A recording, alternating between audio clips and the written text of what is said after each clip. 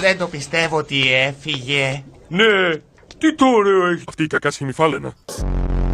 Πες το γαμό.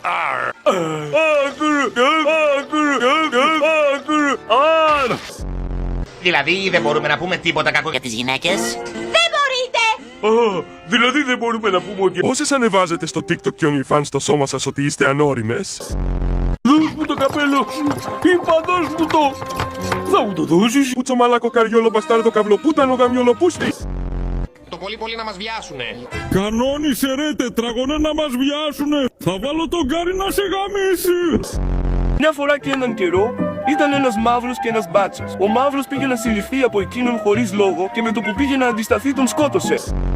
Πάτρικ, συγγνώμη που στο λέω, αλλά φέρεσαι σαν κακομαθημένο μπάσταρδο. Άντε ρε κλαπαρχίδα, τράβα να βυζάξεις καμιά ψωλή.